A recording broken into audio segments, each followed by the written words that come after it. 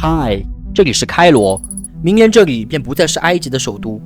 我们将镜头向右移动45公里，这片荒漠自2015年以来便发生了翻天覆地的改变。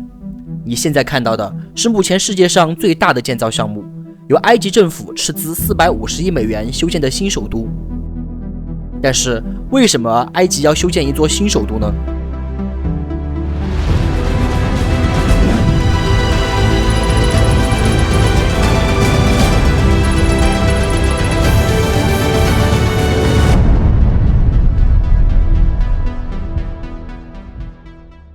？Hello， 大家好，我是菲菲，我现在在埃及的首都开罗。今天呢，我要带大家去看一下开罗新行政首都。不过呢，在参观这个新首都之前，我要先带大家去看一下开罗的老城区。开罗的建立要追溯到公元640年，穆斯林征服埃及后，在此地建立了一座军事要塞。后来，这座要塞在一个又一个帝国的统治下不断扩张。一直到如今成为阿拉伯世界最大的城市。开罗最大的问题便是人口过多。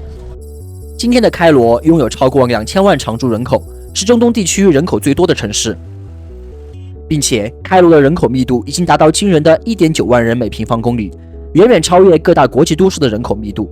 即使政府已经出台了 Two is enough 的生育政策，但是依然无法控制惊人的人口增长速度。如今，开罗这座古老的城市已经难以负担如此巨大的人口压力。开罗的第二大问题便是交通拥堵。开罗这座城市已经有1000多年的历史，老城区的大量街道都被保留了下来，但是这些古老的街道都非常的狭窄，已经难以满足开罗与日俱增的车流量。全程大堵车在这里不过是家常便饭。这样一条路在开罗算是一条主要的干道之一了，但就非常的狭窄，你看，就跟咱们这些镇上的小路一样了。此外，埃及的交通缺乏规范，行人和司机都无视交通法规，在开罗过马路真的就是跟死神在赛跑了。我第一次来的时候是把我吓惨了的，后来学到经验的，就是要跟着开罗人跑。我现在呢就位于开罗市中心最繁忙和拥挤的一条街道。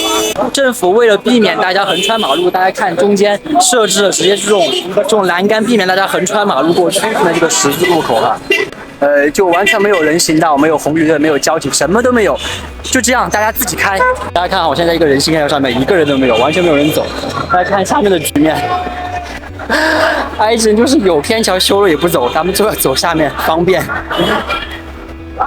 占道经营也是开罗街道普遍存在的问题，这也严重的影响了整个交通的正常运转。这些商铺一般都会把自己的东西摆到街边上来，让本来就狭窄的街道变得更狭窄。很多地方行人已经没办法通过了。大家看对面，东西都已经摆到马路上来了，所以说行人其实没办法，只能走到这个车开的路上去。大家其实可以看一下这个街道已经是分不清到底是一个人行道还是一个车道了。就可惜埃及没有城管要咱们在中国城管大队1-2这全部得给我摆回去是吧？目前开罗仅有3条地铁线路。路面交通则主要依靠非正式的私营小巴士和面包车为主，公共交通系统非常混乱。来看开罗的公交车公交车还是用门开着开的，而且是随叫随停。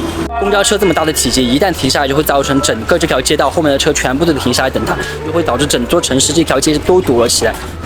然后开罗交通的第5大问题是什么呢？就是停车场实在是太少了。停车场少带的问题就是大家只能随意的停在路边上。我这随便走在一条大马路上，大家可以看到这道路两边是停满了私家车的，这都不是停车位，就是自己乱停的，导致整个这个道路的宽度直接缩小了一半。19世纪中叶，埃及统治者伊斯梅尔对开罗进行了现代化改造，仿照巴黎奥斯曼的规划方式，修建了很多现代化的街区，包含各种仿巴黎的建筑、林荫大道和圆形广场等。但是从那以后，埃及有规划的城市发展便基本处于停滞状态。大家看到我后面这个广场这是当年仿照巴黎奥斯曼城市规划所建造出来的这种圆形广场，而且中间也是一个雕像开罗真正混乱的开端要从上世纪70年代说起。当时大量农民迁徙到开罗，修建了大面积的非法住宅区域。大家可以看到这些房子其实都是一些自建房，自己建造的，并不是政府出资或者开发商投资建设的。上个世纪70年代，开罗的移民潮，也就是当时很多自己农民来到开罗，寻求更好的生活环境和工作机会。但是刚来的农民呢，也没办法找到地方住，而且人口非常大，开罗政府也没有及时提供相应的住宅给这些农民住。于是说，他们这些农民呢，就在开罗的郊区或者一些空旷的地带呢，就自己修建了这些房子。而如今呢，这些违章建筑占据了开罗12%的土地面积，而且在这12%土地面积上住着超过60%的人口。如今，埃及政府计划在2030年前拆除所有私建社区，并将这些居民强制搬迁到郊区的社会性住房当中。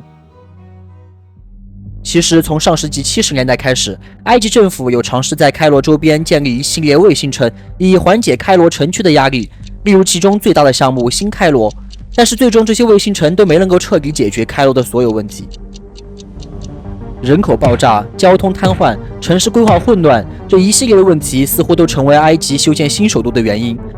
然而，除了这些表面因素外，埃及政府似乎还有自己的目的。2011年，数百万埃及人民走上街头抗议政府，占领市中心解放广场长达18天之久，最终以总统穆巴拉克下台而告终。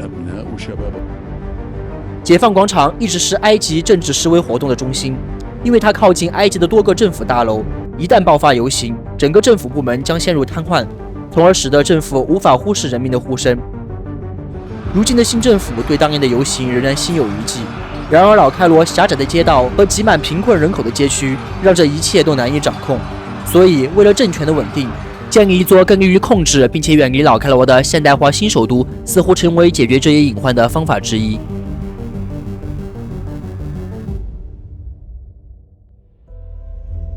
我现在呢就准备前往新开罗了。今天呢，我的朋友昊天准备带我去新开罗。整个这个新开罗的项目给人的感觉就是什么？就是大，全世界最大的广场、最高的摩天楼、最大的旗杆、最大的清真寺、最大的教堂。这是整个新首都的规划面积。让我带你们深入的参观一下这座城市的几个标志性区域吧。我现在呢就位于这个开罗新行政中心的大广场上，这个号称全世界最大的广场修建好之后，它即将比什么呢？超过咱们中国的天安门，成为世界上第一大广场。在这个柱廊的后面呢，就是总统府了。来，我跑起来去看一下后面总统府到底什么样子。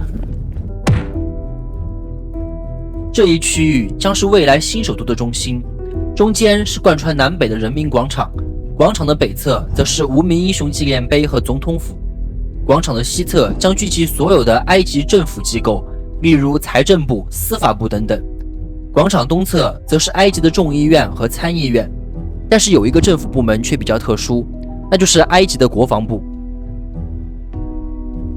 它单独位于新首都的南部，建成之后，它将超越美国五角大楼，成为世界上最大的国防中心。单纯从新首都的规划，便足以看出军方在埃及的政治地位非同一般。自从2013年埃及前总统穆尔西被军事力量推翻后，埃及便一直由前国防部部长塞西统治。我现在站在位于他们政府部门的中心大道了。这个政府机构呢，预计的本来是去年就要搬迁的，因为疫情推迟了。我们现在看周围的这些政府大楼，其实基本上已经是完工了。据消息说，应该是今年很快就要全部搬到这面来了。一座首都必然少不了一个大型商务中心，埃及新首都的中心 CBD 便位于整座城市的中心地带，其中的标志性塔楼高达395米，将成为非洲第一高楼，在整个城市的任何一个角落都可以看到它的身影。后面这个 CBD 区域它一共是有20栋摩天楼，然后除了这最高的这栋楼以外呢，另外还有12栋办公楼，5个住宅楼和2个酒店。然后呢，它是谁修的呢？当然是咱们中国人修的，中国这个基建狂魔。目前我看到这个 CBD 区域基本上属于接近完工状态了，已经在收尾阶段。这个作为这个新开罗的中心地带，应该是要最先完成施工的。工地上发现了什么？质量是企业的生命，还有遵守安全生产法规，当好第一责任人。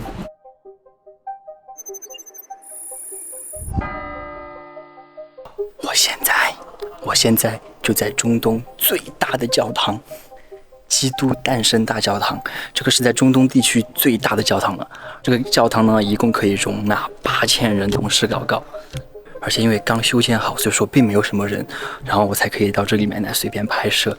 埃及是个穆斯林国家，但是呢，在埃及其实是有10%的人口是信基督教的，这是历史因素造成的。我们现在准备去那个清真寺，然后地图上面看真的就在旁边，然后我从这个角度其实也已经能看到那个清真寺就在不远处了，但是地图上显示要16公里，真的是太大了，这个新首都。没想到教堂进去了，清真寺没进到。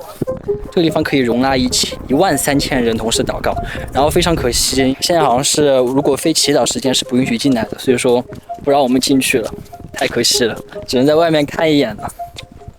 新首都占地面积最大的便是住宅区域，将划分为20个不同建筑风格的住宅小区，例如完全仿照巴黎街区修建的奥尔5区，整个区域的建筑将完全仿照巴黎奥斯曼的风格。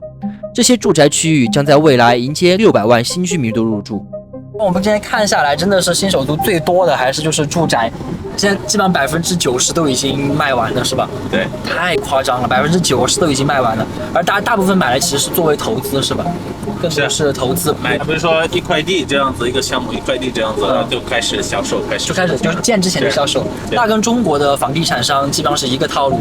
刚才我就问了一下这个昊天，就是这个新城这一面的房价大概是多少？可能10万块埃镑一个房，就1平方米。1平方米10万埃镑，人民币就5万左右，是吧？对，5万1平米。这个，我们看这个房价还是挺贵的。就相当于中国2线城市了，差不多相当于。对。不过毕竟人家是首都，而且还是新首都。你准备买在哪？买不起，买不起。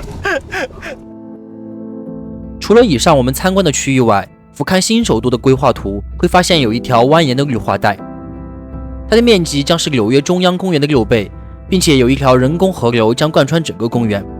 此外，新首都还包含2个综合体育中心。